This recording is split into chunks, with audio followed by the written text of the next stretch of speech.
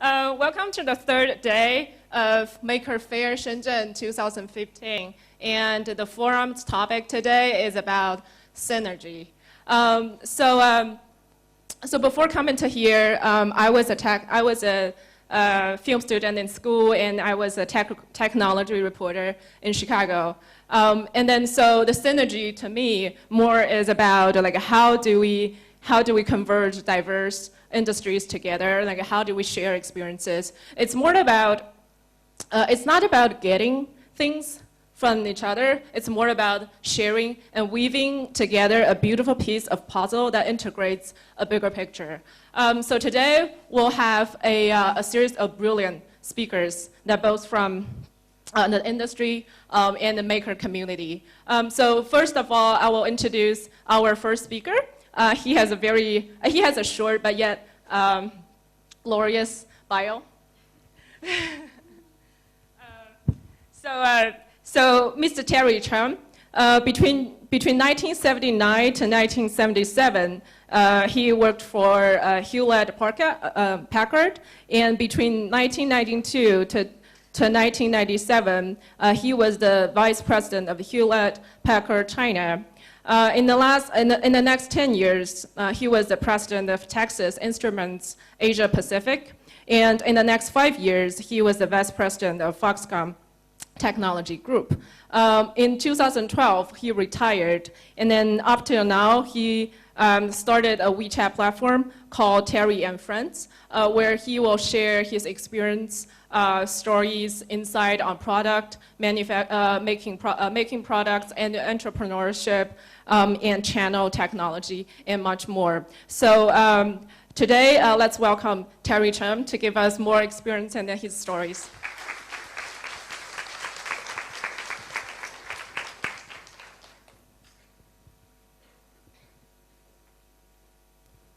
Thank you, Grace, and morning, everybody.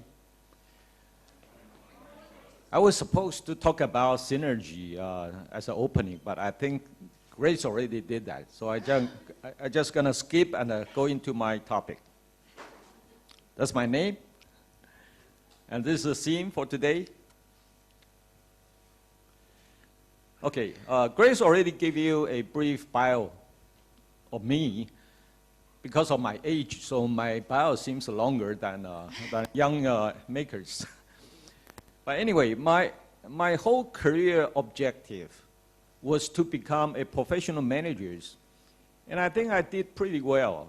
You know, at the end, I became a CEO of a Hong Kong-listed company, FIH, Foxconn International Holding. FIH is a Hong Kong-listed company, a subsidiary under Foxconn Technology Group. And it seems pretty amazing because I've been a professional manager. I'm not a maker, and I never start up any of my own company. But I did start up more than 18 companies during my professional career. And all of them are, I call intra-corporation entrepreneurship. Okay, it's under HP or under TI. But then, you know, I have everything planned. I plan to retire at the age of 60. And then I look back of those 18 companies I helped set up, they are all gone. They are all gone. No one left. So when I retired 3 years ago, I decided, you know, retirement is not the end of my, you know, life. So I need to create a life. And at the beginning of my retirement, I decided to help Chinese companies to become global, and also help those companies train a lot of professional managers like me. But after 1 year, I happened to meet with Eric Pan, you know, the founder of C Studio, and also I met David Lee, the founder of the makerspace in Shanghai, Shenzhen, and I was kind of fascinated by the young makers' passion and their creativity. So I changed my mind. I said I spend enough time with the multinational large corporations. So I decided to change my direction to help young guys start up their own company. And I help promote the maker movement in China. And that was back in mid-2013. And believe me, at that time, maker was not a popular term, right? No, not too many people care about maker movement, not like today. Anyway, after I changed my direction, I've been thinking, how do I do it?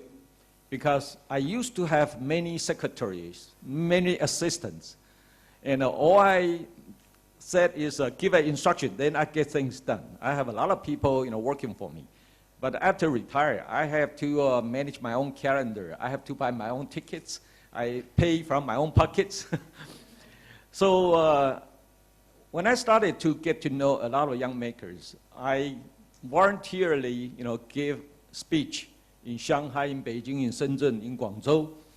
And many people came forward, after my speech, asking for my WeChat account, asking for my cell phone and email address. I was very reluctant to give them because I know I'm going to be flooded by all these incoming mails. And I'm going to spend time, which I don't have, to help everyone. So it's very interesting that this is a topic I'm going to talk about today. I'll explain later what is Shenzhen 2.0.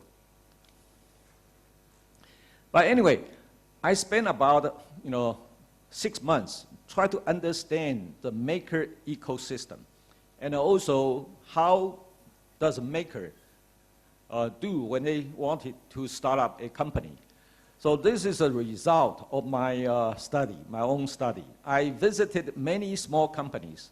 I visited makerspace, hackerspace in California, in Beijing, Shanghai, and Shenzhen. So I come out with a very simple ecosystem. I use a funnel to describe, what happened in the maker startup ecosystem. So the top, of the first two stages are actually a maker ecosystem. Maker can go to makerspace to meet with people and to find their own team members, and also to brainstorm creative product ideas. And then when they come out a product idea, they want to make it happen. So they go to the makers manufacturing space.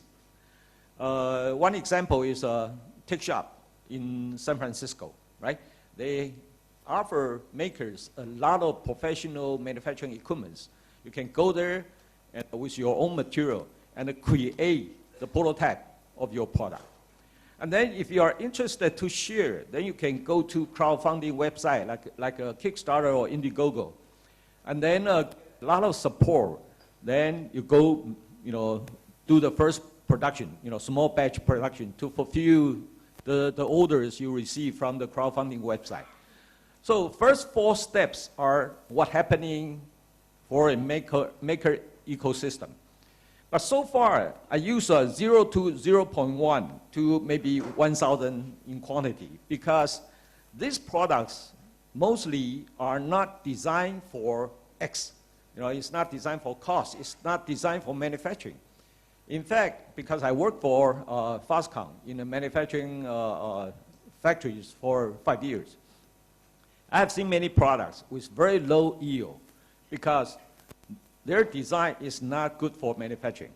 So that's the key problem for makers. So if they want to, that's why I use 0.1, not 1, because 1 can be repeat into millions, okay? So if makers want to go further step, one step forward to start up their company, then they have to go to get help. So nowadays, there are many accelerators, incubators, or consulting firms. They can help makers to start up the company. They can help improve the product design and find the supply chain for them, or find the contract manufacturing for them, then helping them building the brains, find the channels, finally, find the venture capital to fund it. Then go to sales, go to mass production and also sales channel. So the bottom 4 steps are actually a startup ecosystem. But one thing interesting I found out through this study was that in China, the maker community is very small. End of last year, one maker space in Wuhan, they did a study. They connecting all the maker space that they know in China. And they did a statistic. They found out the total makers registered under maker space is less than 7,000. So, China is a big populated country. 7,000 is nothing. So the biggest problem in China is you can build many maker space, but you don't have makers, right? So now maker movement becomes so popular, so hot in China. Everywhere is building maker space, but they don't have makers. So I think to train makers has to begin from when makers is a child. So you have to educate makers, and maker is a culture. So I have several opportunities meeting with the local government officials. I told them, to promote makers is good, but maker and the entrepreneurs are two separate things. Just like the funnel here, the first 4 steps and the lower 4 steps are different things. In China, the top of the funnel is very small. The bottom of the funnel is very big. But in US and Europe, the top of the funnel is very big, but the bottom is very small. So in the past 2 years, I've been working with my friends, like Eric Pan and David Lee.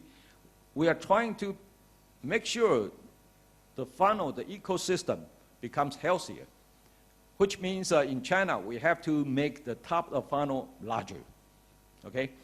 And I told government, don't measure maker movement in China, which is a hot topic now, by GDP growth or by production output. Otherwise, they're going to be very disappointed because not all the makers will become an entrepreneur, okay? And during this learning process, I also discovered many challenges that, if a maker wants to start up their own company, they will face a lot of challenges, which I show, on the right-hand side on my slide.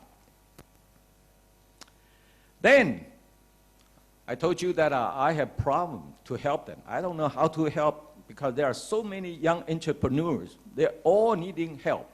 And I'm also to help, free of charge.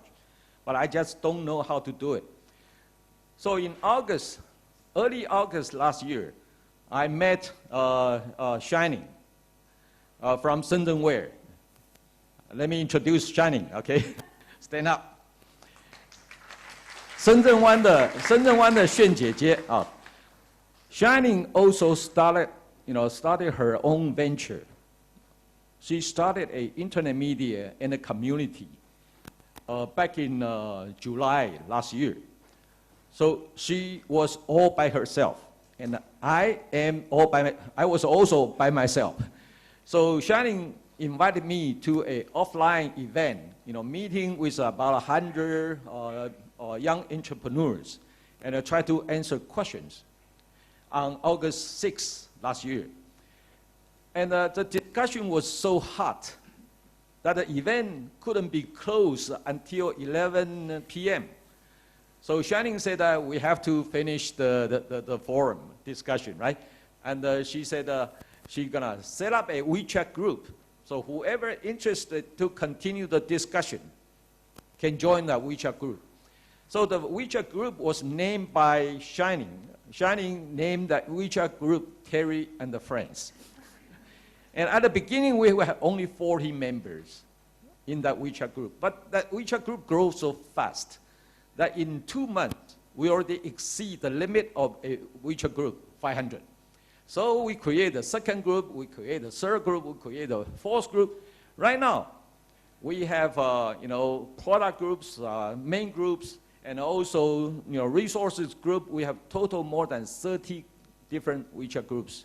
And there are more than 6,000 members in my WeChat group, which to me is a big surprise. I don't know, what the hell I did, to make the WeChat group become so big. And then manage and maintenance the group becomes a problem. So But at least, I have a venue that I can engage with young entrepreneurs and the makers, and helping them start up their own company. So, on April 11, we did a study, what we have done, from August 6 last year to April 11 this year.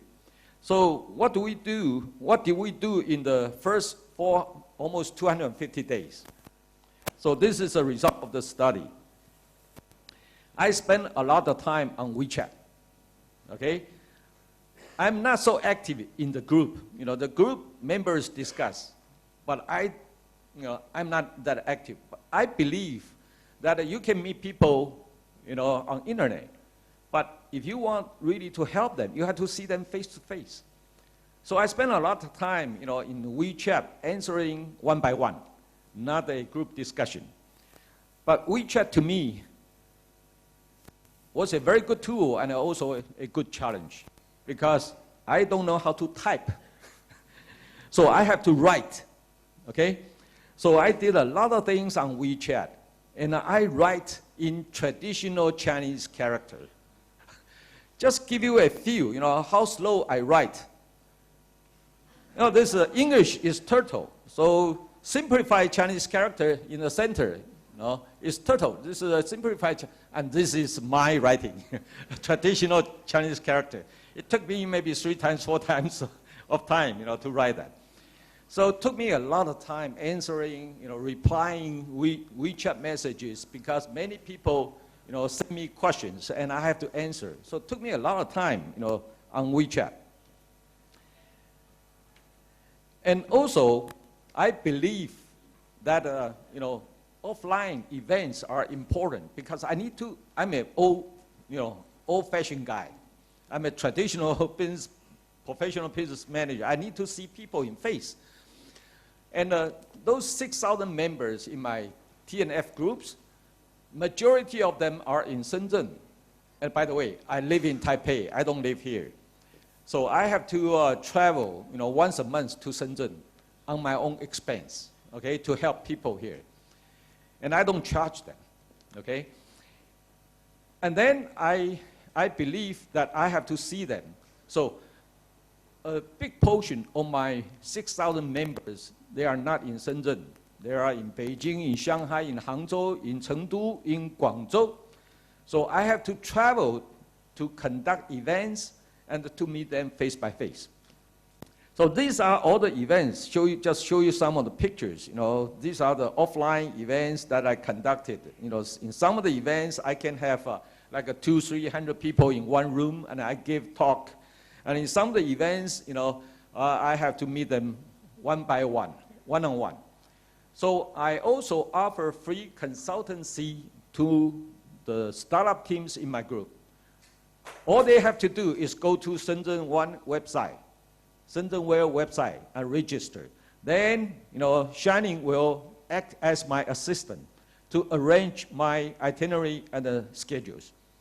So I often told my friends that, Shining is my agent, manage all my time.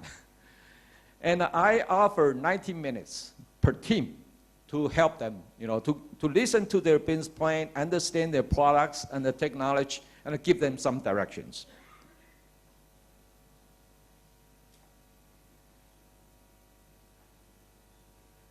It's a little bit slow.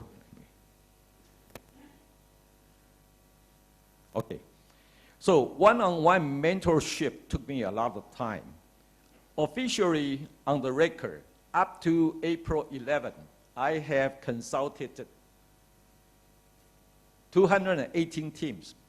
But this not including the teams that I consulted in Taiwan and in Hong Kong and also in the US. I also helped some of the startup teams in other countries.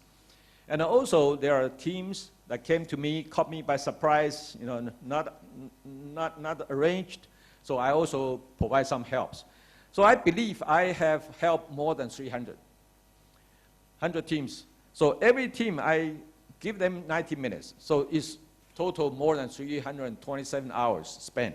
Okay, these are some of the photos that you can see these are some of the teams that, that I consulted. This just gives you a snapshot, okay? What are the teams doing? What are the startup teams doing? You can see there are 28 startup teams working on smart home devices, and 24 teams working on smart wearables, and these are just give you a snapshot. This list can go on and on. But there are also startup companies. They are helping the makers to start up company. So I call this service category. So they are makerspace, they are incubator, they are accelerators coming to me for help, for advice. I also help them. And some of them working on supply chain, ODM, OEM, or channels. And from all these one-on-one consultants, I kind of summarize common questions or challenges that these startup teams facing, okay? Mostly they have problem, most of the teams, they have problem in product definition or in technology realization or even for DFM, okay? Design for manufacturing, supply chain, production, sales strategy, and how to recruit talents, and how to distribute the equity among startup teams, and how to design a correct business model so they can make money, and also funding, how to get funding. So these are the common questions that they have. But the biggest problem is, as a professional manager, I do things in professional way. I always set up goal objective, right? Then most of the startup teams, they don't have a lot of working experience. And they don't know, the final destination that they are moving forward. So the kind of lack of vision. They don't know where to go. And the same thing happened to TNF. I told you TNF, we already have 6,000 members, and we have more than 30 teams, 30 WeChat groups. So what's going to happen? A lot of people ask me, what's going to happen to TNF? So I'm also contemplating, what is the future for TNF? I like, a book wrote by former ITT president, Harold Jinning. Harold Jinning was an expert before Jack Welch. So after he retired from ITT, he wrote a book called Managing. So I quote from this book. When you read a book from beginning to the end, you don't read backwards. But when you run a business, you have to do it the opposite way. You start with the end. You have to know the destination that you are moving forward. Then you start from the first page and then right through it. Okay? So I've been thinking about the last page of TNF journey. Where am I going? And I believe that the TNF group will continue to grow because I never go on and advertise it, about TNF. But the members just keep bringing friends into my group. So, a few months ago, in February, March, I decided the direction for TNF. TNF's future is to redefine Sanzai. You probably heard Sanzai a lot, okay? So what is Sanzai? Sanzai, in my definition, is an ecosystem. It's not a product, okay? Sanzai is an ecosystem. And originated in Shenzhen. 10 years ago, Sanzai was hot in Shenzhen. There are probably more than 10,000 companies involved in this ecosystem and producing cell phones. And thanks to MediaTek's turnkey solution, that a lot of Sanzai phone companies can turn product from idea to mass production. Used to be 9 to 12 months. But if you use MediaTek turnkey solution, you can cut it down to 4 to 6 weeks. That means if you have an idea, have a design, in 4 to 6 weeks, you can go mass production. And there are many, many companies involved in this ecosystem. But, there are some companies, they are doing, copycat type of thing, right? In Chinese, they say 高仿. That means they produce iPhone, looks exactly the same iPhone, but it's an Android-based system, right? And this is not good. So a lot of people thought that Shenzhen is copy. A lot of people think that Shenzhen is low cost. Shenzhen is IP infringement. Shenzhen is low quality, low cost. And try to, they make money from avoid the tax, avoid the license fee. But actually, in my definition, I think Shenzhen is not about product. Shenzhen is about an ecosystem. Shenzhen is a phenomenon that happens in every developing country. Take Taiwan, for example. Taiwan was very strong in IT era. And when Taiwan started the IT industry, they copy PCs or copy notebooks, right? They call it clone PC. Clone PC, clone is a Shenzhen. So in Taiwan, they call it clone, but here they call it Shenzhen. So this happens in developing countries. And this is a phenomenon when developing country becomes developed country, Shenzhen will be gone. But in China, it's different because of many factors, including the MTK turnkey solution. So Shenzhen is not only a phenomenon here, but is an ecosystem. So Shenzhen, in my opinion, is the source of a lot of creativity and also innovation. And Shenzhen is an ecosystem, very efficient, including supply chain and the production factories, including sales channels, everything. So Shenzhen ecosystem gives the first product, cell phone, an opportunity to help a lot of young people start up their own companies. I did some study back in 2007, and this is the Shenzhen ecosystem.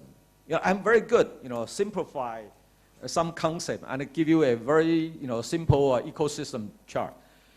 If you look at the Shenzhen ecosystem, right? There are channel, there are market, and there are many foreign brands like Motorola, Nokia, Sony Ericsson. They are also have mobile brands or system brands like Huawei, Zhongxin, right? But Shenzhen brands are mostly funded by the traditional channel of Nokia, Motorola, or Sony Ericsson. Because at that time, there's no internet. So the traditional channel, including the country representative or provincial representative or distributor, all the way to retail shops. Back in 2007, they were about 50,000 cell phone outlets. I mean, so you can go to outlets or retail shops to buy phones, okay? So the founder of Shenzhen brand, normally a very small company, maybe 5 to 10 people. When they got a very good idea or got a very good mobile phone design, then they go out and find funding from a financial funding company. In Chinese, they call 资金平台, okay? And those funding companies are different from venture capital firms or any angel funding because they fund project, they fund product, they don't fund company. They just fund this model, okay? But in order to secure their funding, make sure the funding will have return, they not only fund it, they also, acting as supply chain. They fund you money, but they go out and purchase all the materials, all the components, okay? So this is the ecosystem that I'd like to show you. So this is a domestic brand, mostly started by traditional sales channel representatives. And then they go out, find design house. And at the peak of the Shenzhen, cell phone Shenzhen 1.0, they are close to 2,000 or 3,000 design houses. 60 or 80%, 60 or 70% are in Shenzhen. And the rest of them were in Shanghai or in Beijing. And these design houses are very small, mostly 15 to 20 people. And they design the cell phones based on MediaTek solutions. Of course, there are some design houses based on TI chipset, based on other chipsets. So design house is like a, design house is just, you imagine this ecosystem is as a very large corporation, okay, a large mobile phone corporation. And design house is just like an R&D department of the large mobile corporation. And then, I need help, okay. And then once they got a very good, idea of mobile phone design, they go to design house. They go to a finance funding company. The finance funding company will help, resolve all the funding and also the supply chain. And then you go to design house. There are two business models at that time. One is they sell open BOM. That means that they sell design, and you can go out and produce using this schematic and the designs. Or they can sell PCBA.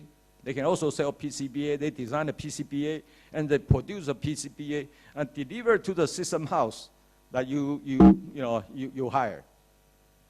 So let me use an analogy. This is just like the movie industry, Hollywood in the U.S. There are many independent Hollywood movie makers, right? Very small company, 5 to 10 people. When they got a very good script, they got a very good story, right? They go on and find people who can invest making this movie. And then they go out and find, directors. And then they go out and find the actress and the actors. And then they hire everything, in a very short time, they compose a team to make a movie. Once the movie is made, then they go publish and go out. After the movie, the movie gets published, then they share the money, they share the profit. So the Shenzhen 1.0, the cell phone ecosystem, is just like that, okay? So it's all project-based, it's all cell phone model-based. But Shenzhen is dying.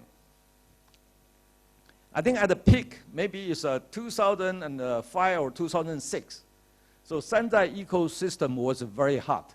But then gradually, after 2008, the Shenzhen ecosystem is diminishing because many things happen. Number one, remember Shenzhen 1.0 is only one product, cell phone. When cell phone goes into the product life cycle, becomes a mature product, then the product becomes, margin becomes very small. So no longer a lot of profit can be harvested from the Shenzhen cell phone. Second thing is, cell phone move from 2G, 2.5G, 2.75G to 3G, 4G. Then the entry barrier, the technology entry barrier becomes higher. Even MediaTek was about 1 year delay in delivering their 3G, turnkey systems. So during those 1 year, the Shenzhen mobile phones, they don't have a template, to develop from. The third thing is internet. E-commerce becomes very popular. So when anything gets on the e-commerce, price becomes lower again. So no more profit, and they rely on their traditional people network, rely on the traditional, sales channel is no longer useful. So many things happen, and also government, was trying to clean up, the mess, because Shenzhen did give people a wrong impression. So because of all this, Shenzhen is dying, and I felt very sad and pity. Okay, but I see that, from a different aspect. I think now things are changing, and now is the best time for us to rebuild the Shenzhen system. Because right now we have internet, so we can build the Shenzhen ecosystem on the internet. So Chinese government is promote this internet plus, right? 互联网加.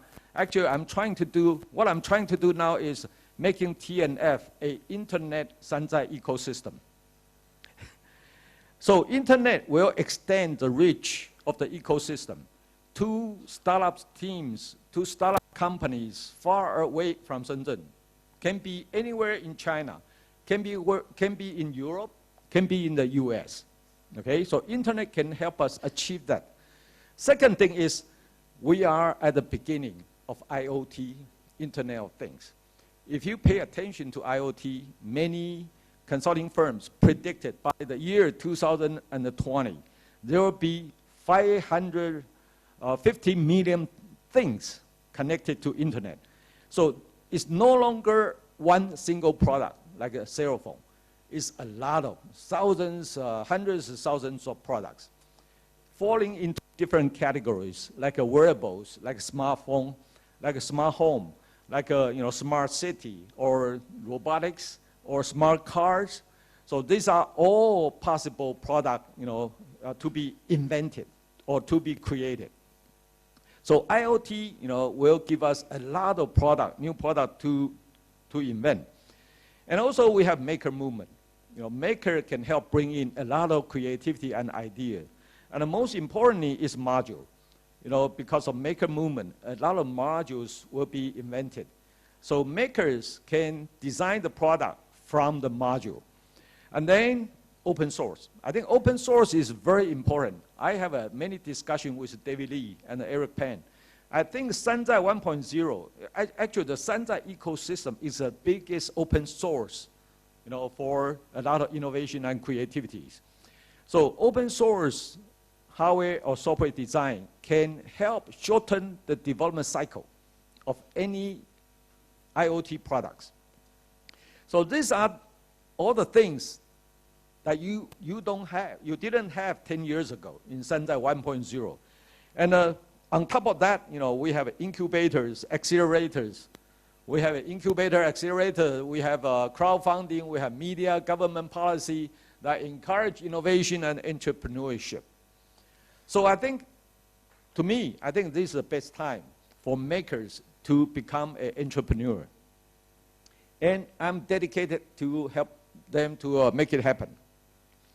So let me show you, those more than 30 WeChat groups. We have divided them into several categories. We have main groups. Right now I have 4 main groups, almost 500 for every group. And then we also create product expertise groups. We have groups that are all experts dedicated in wearable startup companies.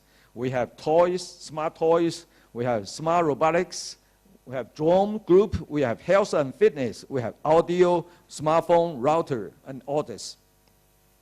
And in the future, we're gonna have like a smart cars. We have like a battery group is undergoing now. We also have resources group. Not like other WeChat groups. We have ID design group. We have more than 250 ID designers. They design industrial design. They design smart devices. They design IoT products. They have fashion design. They have automotive design. They have furniture design. We have experts in ID design. We also have formed a marketing and a sales channel group, including online, offline groups. And we have a supply chain. We have 2 supply chain groups because we have so many small startup factories, all the way from making tools, moldings, all the way to mechanical parts, and SMT, and all the way to system assembly. We have probably several hundred small startup companies dedicated in supply chain and the production. And we have we have working on different materials, like we have plastics, we have metal, we have like a sulfide, we have ceramic, we have glass, okay? So it is amazing, in such a short time, not even within 1 year, we have developed so many product groups.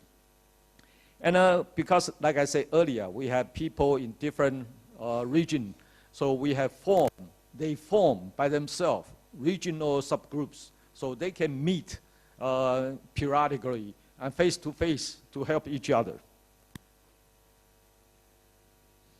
So, ShenzhenWare 2.0, if you look at my group structure, actually my group is an ecosystem. I have all the startup companies I need to build anything, any new IoT products. So leverage the internet, I think TNF has passed the congregation stage. Congregation stage is within 1 year, I have 6,000 members, and probably more than 1,000 companies. We are moving into consolidation. That means a divide by expertise. And every subgroup started to form alliances with government and with some other legal entities. And finally, we need to go into the integration group. That means it is an ecosystem that you can do a lot of business inside the ecosystem. So we need to figure out how to build the big data that includes every personal data of the members and also the companies. Okay, we are in the process to build up that. So in the future, you can imagine you have an excellent idea, product idea, and you have an excellent design. You come to TNF, and we offer one-stop shopping support. We find ID design for you. We find the best supply chain. We find the best, production factories, and we find the best design house for you. So this is, in my vision, I think TNF eventually will do all this. So a lot of people asking why I'm doing it, because believe me, I'm very expensive. I can go out, do something else, and I can make a fortune. But like I said, when people ask me, why are you doing it? Terry, are you investing in the teams? I said, no, I don't invest in the teams because I don't have enough money. And the money I have, I need for retirement. I don't risk investing in teams. More importantly is I treat all the startup teams the same, because some of the teams with good projects, then a lot of venture capital media will go after them. But those teams are not so successful. They are needing a lot of help. So I'm helping everyone. I don't care whether they are good or bad. I'm investing in teams and people.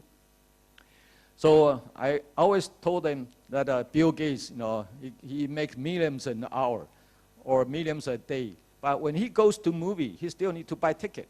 So I'm buying ticket to enjoy what I'm doing. So this is what I have done in the past 2 years. And I just give you a quick summary. So I hope you enjoy my speech. And I have a QR code here. If you want to get my slides, okay, please scan the QR code. And also, if you want to contact me, you can contact me via the email. Thank you very much.